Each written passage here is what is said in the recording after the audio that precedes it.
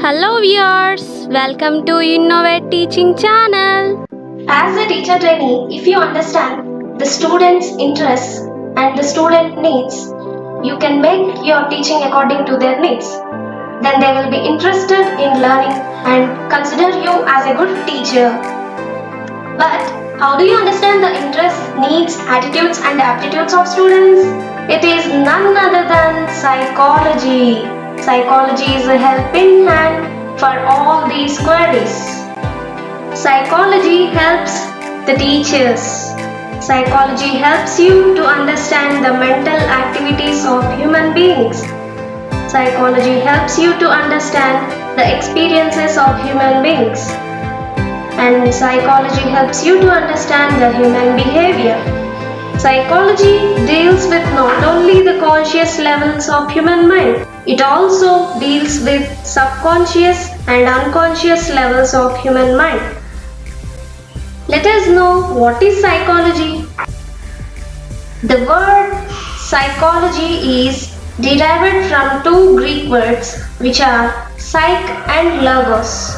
Psych, which means soul, logos means science or the study. So psychology in the beginning was meant to be the science of soul.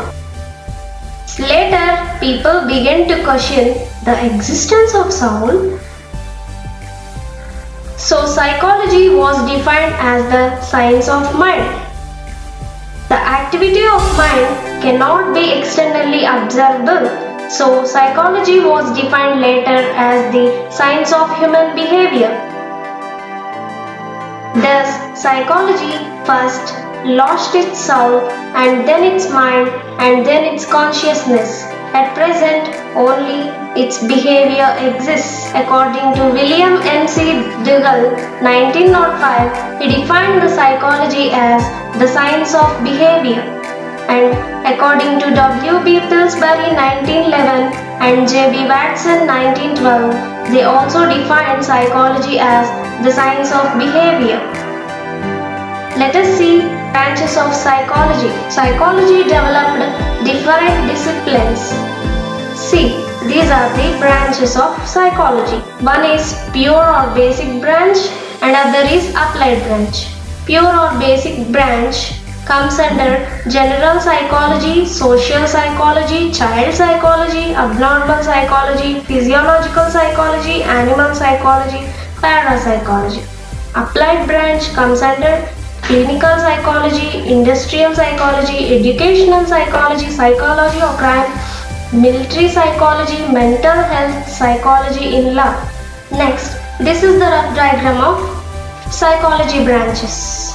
These are the color branches which has many psychological disciplines.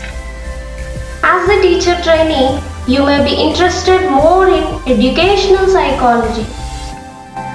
Educational psychology has different dimensions. Educational psychology deals with the characteristics of students. Students are learners, so it deals with learners' characteristics.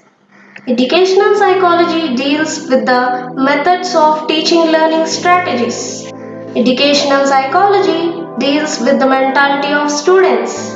It deals with the mental hygiene of students.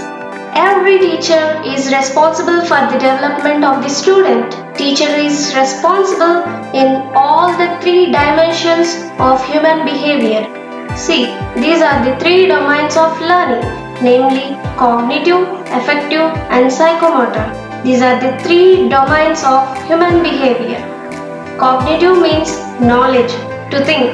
Affective domains deals with attitudes, the feelings. Psychomotor domain deals with the skills or activities that we do. Educational psychology explains the interdependence of these three domains and the need for the importance of the development of all the three domains in the students. Educational psychology will help the teacher to get the answers for the following questions. Who are to be educated? Why should one be educated? Where should education be given? When it should be given? How should it be given? and many other questions relating to the teaching learning process. Here are the nature of educational psychology. According to W.A. Kelly, he is William Kelly, 1941, listed the nature of educational psychology as follows: to give a knowledge of the nature of the child, to give understanding of the nature, aims and purposes of education, to give understanding of the scientific methods and procedures which have been used in arriving at the facts and principles of educational psychology, to present the principles and techniques of teaching and learning, to give training in methods of measuring abilities and achievement in school subjects, to give a knowledge of the growth and development of children, to assist in the better adjustment of children and to help them to prevent maladjustment, to study the educational significance and control of emotions, to give an understanding of the principles and techniques of correct training. This is nothing but the nature of psychology. The nature of psychology is to deal with the student's motivation, individual differences, personality, intelligence, developmental characteristics, and mental health. The scope of educational psychology. Educational psychology studies human behavior in educational situations. Educational psychology studies the growth and development of the child. Educational psychology studies to what extent hereditary and environment contribute towards the growth of the individual. Educational psychology deals with the nature and development of the personality of an individual. Educational psychology studies individual differences. Educational psychology studies the nature, intelligence and its measurement. It provides guidance and counseling. Educational psychology is knitted around the learner. It means around the students. Educational psychology helps in deciding what learning experiences are desirable. Educational psychology moves on to the laws, principles and theories of learning. It deals with the environmental factors and learning situations which come midway between the learner and the teacher. It means the teachers and the students. Educational psychology discusses the role of the teacher. Thank you, friends.